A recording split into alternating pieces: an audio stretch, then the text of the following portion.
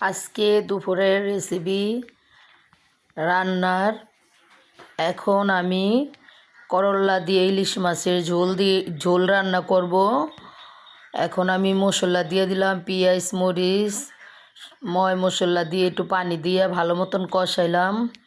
কষান হয়ে গেলে আমি ইলিশ মাছগুলা কষায় রান্না করব, আজকে ভাজবো না।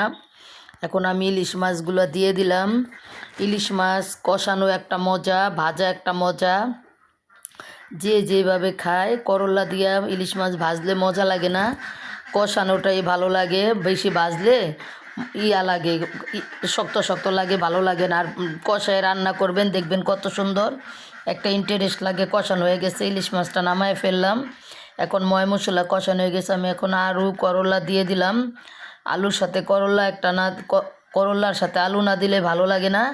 দেখেন কি সুন্দর রান্নাটা, কালারটা কি সুন্দর। আমি কাঁচামরিচের ঝালটা খাই, কাঁচামরিচ ব্লেন্ডার করে নিচ্ছি। দেখেন কত সুন্দর কালারটা। কাঁচামরিচ খেলে কোনো ক্ষতি নাই, গুঁড়া মরিচ খেলে অনেক ক্ষতি। শুকনো মরিচের ঝালটা অনেক খারাপ। দেখেন কি সুন্দর কালার।